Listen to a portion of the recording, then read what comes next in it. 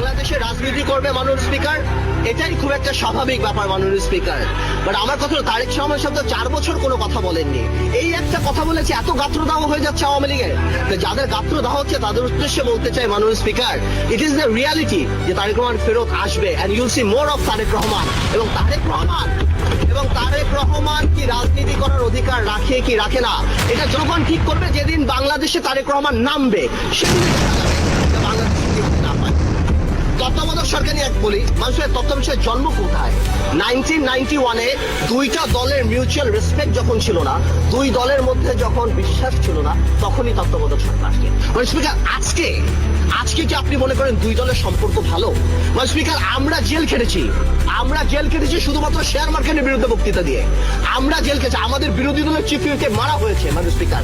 আমাদের এত লক্ষ লক্ষ মামলা মানে স্পিকার, বিরোধী দলীয় নেত্রীকে বাড়ি থেকে যেভাবে বের করা হয়েছে মাননীয় স্পিকার, তারপর আপনি মনে করেন দুই দলের সম্পর্ক ভালো?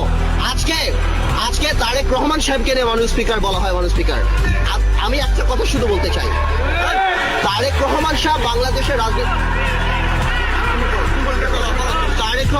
বাংলাদেশে রাজনীতি করবে মাননীয় স্পিকার, এটাই খুব একটা স্বাভাবিক ব্যাপার মাননীয় স্পিকার। বাট আমার কথা হলো, তারেক রহমান সাহেব তো 4 বছর কোনো কথা বলেননি।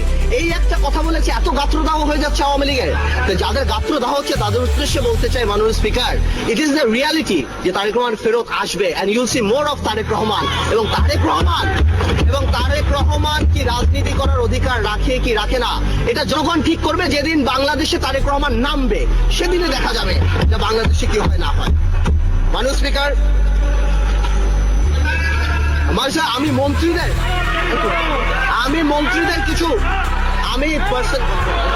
আমি পার্সোনালি মন্ত্রীদের কিছু ইমেজ ক্রাইসিস নিয়ে বলছি। আমাদের সময় মাননীয় স্পিকার দুইজন ফেমাস মন্ত্রী ছিল।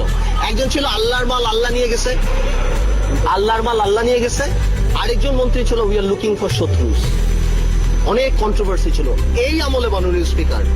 কালো বিড়াল, ধাক্কা দিয়ে নাকি বিল্ডিং ফেলে দেওয়া যায় মাননীয় স্পিকার।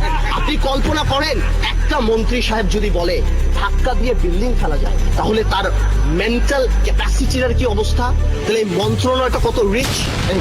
কেউ বলে ধাক্কা দিয়ে ফেলা যায়, কেউ বলে কারো বেলাল, কেউ বলে চোখ উঠিয়ে ফেলবো, কেউ বলে কম খান, কেউ বলে আবার বিলবোর্ডের পোস্টার দেখে নাকি অ্যাক্সিডেন্ট হয়।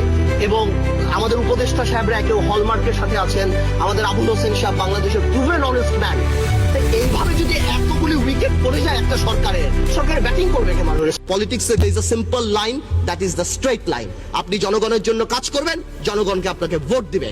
আপনি এর বাইরে যা চিন্তা করবেন সেটাই কনস্পিরেসি। যত উপরে উঠাবেন পতন ততই খারাপ হবে। মাননীয় স্পিকার।